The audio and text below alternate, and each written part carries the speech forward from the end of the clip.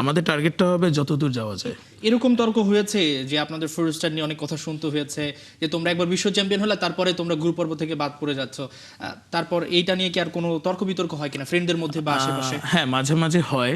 তো আমাদেরকে অনেকে বলে 2014 বিশ্বকাপ জয়ীরা এখন টানা দুইবারই গ্রুপ পর্ব উঠতে পারে না। অনেক সময় আমাদের গ্রুপের বিভিন্ন পোস্টে কমেন্টে হয়। তো আমরা আর কি বেসিক্যালি রিপ্লাইটা দিই যে আমাদের আর কি 2018তে একটা ভালো একটা দল ছিল, সত্য কথা। 2014 বিশ্বকাপের পর একটা প্রজন্মের চেঞ্জ হলো, একটা ভালো একটা দল ছিল, কিন্তু আমরা অ্যাকচুয়ালি লাক ফেভার করে নাই, ভালো করতে পারিনি আমাদের দলটা।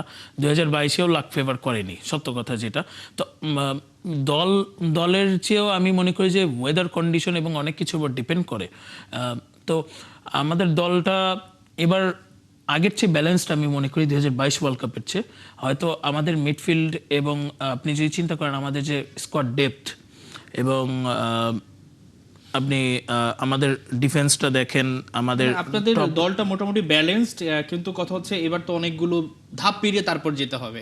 সো প্রথমে 48 দল, তারপরে যদি আমি বলি রাউন্ড অফ 32, তারপর এই ধাপগুলো যেহেতু আগেরবার গ্রুপ পর্বের একটা বিষয় ছিল, এবার কিন্তু তার চাইতে বিষয়টা কঠিন হয়ে গেছে।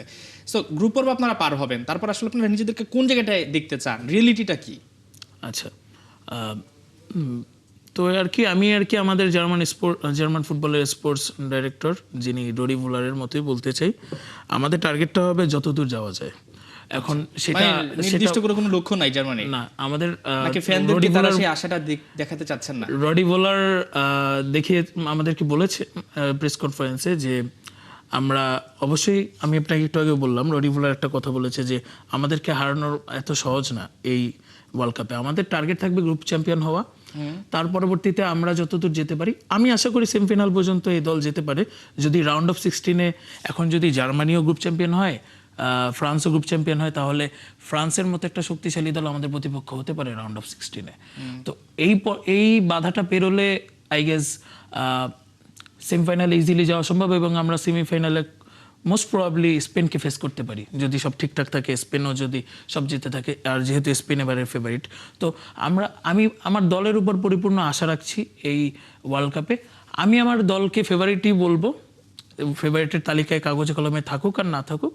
তবে এত ওভার কনফিডেন্ট না, কনফিডেন্স আছে দল নিয়ে, বাট ওভার কনফিডেন্ট।